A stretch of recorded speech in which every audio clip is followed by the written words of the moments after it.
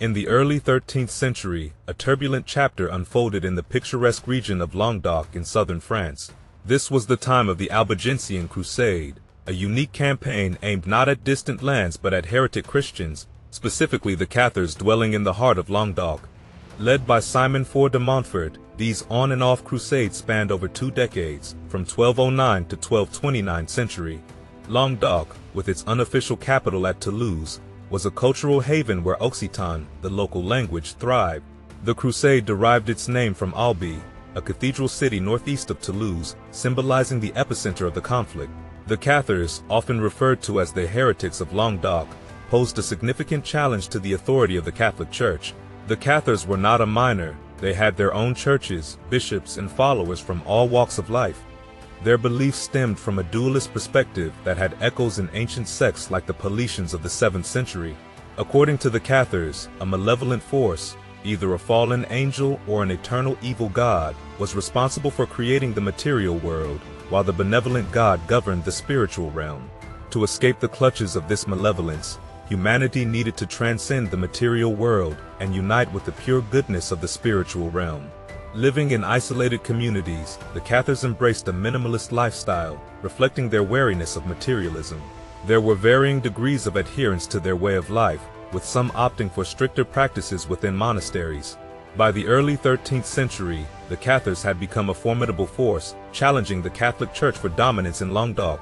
In 1178 to 1181, the papacy attempted to tackle the Cathar threat through a campaign that yielded only a few conversions and promises of reform.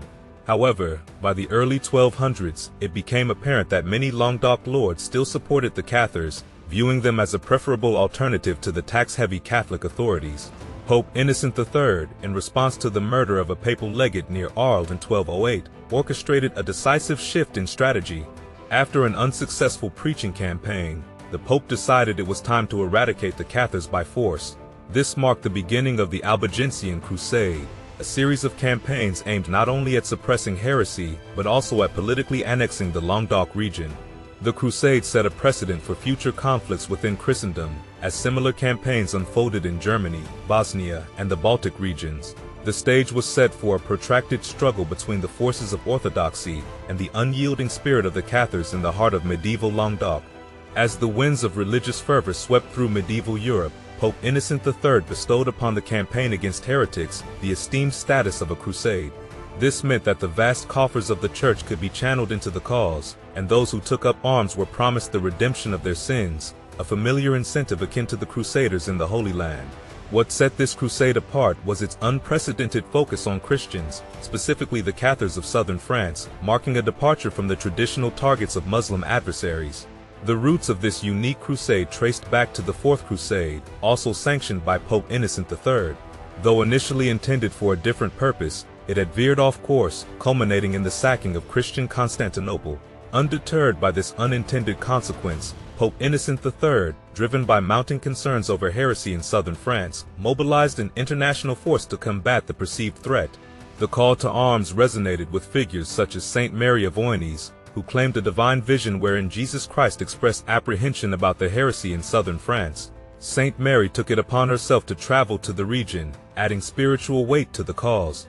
However, spiritual fervor alone was not sufficient. The crusade needed political backing to match its ecclesiastical arguments. Leading the charge against the heretics was Simon IV de Montfort, a seasoned campaigner with prior successes in the region. The campaign received a boost when Pope Innocent III excommunicated Raymond VI of Toulouse, rallying support for the cause.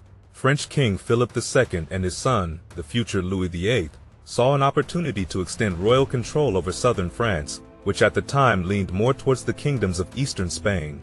While the Cathars were confined to a small region in southern France, the religious justification for the campaign served as a convenient pretext for advancing the interests of the burgeoning Kingdom of France. With the backing of both church and crown, and the enticing promise of confiscated lands from defeated barons, taxes were levied in northern and central France. In the year 1209, an army assembled, marked by the notable presence of leaders such as Simon IV de Montfort and Leopold VI, Duke of Austria. As the stage was set for this unprecedented crusade against fellow Christians, the fate of southern France hung in the balance, caught between the currents of religious zeal and political ambition. As the Crusader army embarked from Lyons and journeyed down the Rhone River in July of 1209, the first hurdle presented itself. Raymond of Toulouse, the symbolic adversary in the propaganda war, had entered negotiations with the Pope. After a suitable penance and relinquishing a parcel of land, he joined the Crusader ranks as an unexpected ally.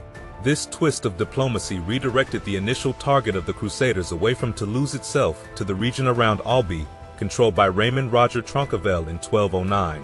While Tronqueville was not a heretic, his lands housed a significant number of them. At the helm of the Crusaders was Simon IV de Montfort, a seasoned campaigner with prior successes in the region, and now armed with the Church's endorsement for his ambitious conquest.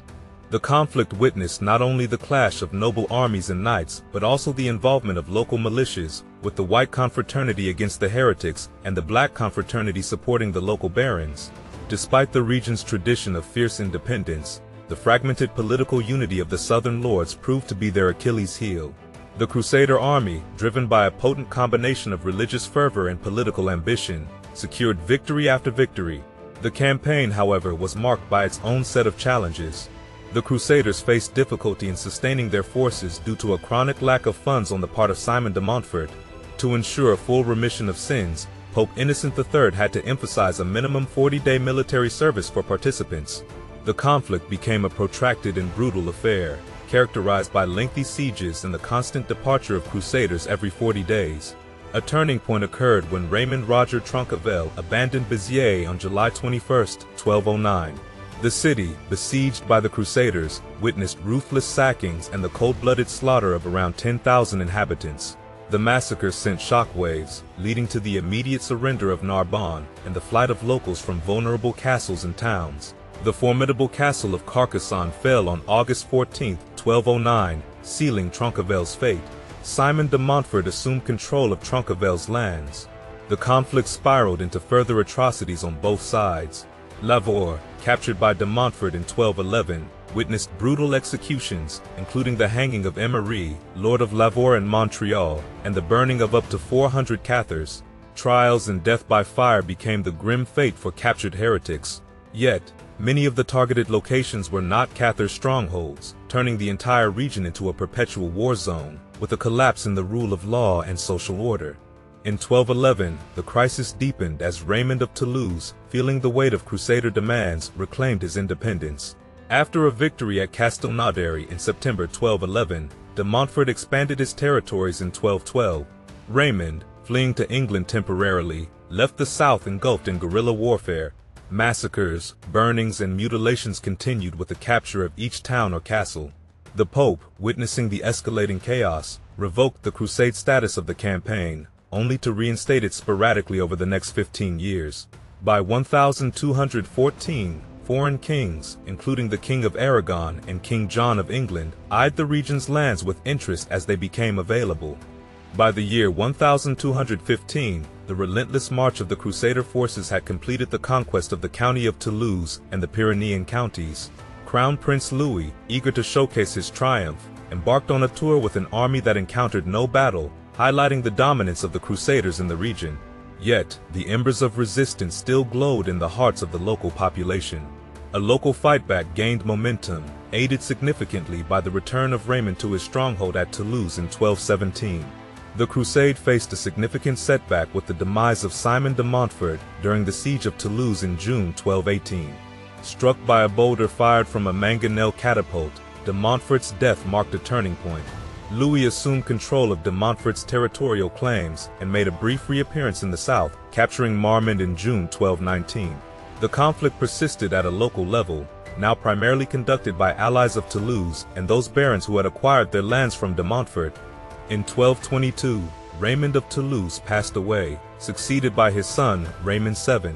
The new ruler reclaimed much of his father's old lands, including Carcassonne in 1224. Louis, now King Louis VIII following his father's death in 1223, remained resolute in his determination to expand the kingdom. Backed by Pope Honorius III, another crusade was launched, culminating in the siege and capture of Avignon in the summer of 1226. As most Languedoc lords swore homage to the king, Raymond VII held out against the inevitable. However, Louis VIII's return to Paris in November 1226 marked a tragic end as he succumbed to dysentery. The mantle of kingship passed to his son, Louis IX, who would prove to be one of the most committed medieval crusader kings. Under Louis IX's leadership, a series of victories unfolded in the subsequent 2 years. Raymond VII of Toulouse eventually agreed to terms of surrender, bringing the Albigensian Crusade to its final conclusion with the Treaty of Paris in 1229. The Languedoc region now became an integral part of the Kingdom of France. The aftermath of the campaigns left a lasting impact. The wealth and power of the Languedoc nobility had been dramatically reduced, and the royal political map underwent a final reshaping as Raymond VII's estates passed to his heir, Alphonse of Poitiers, in 1249.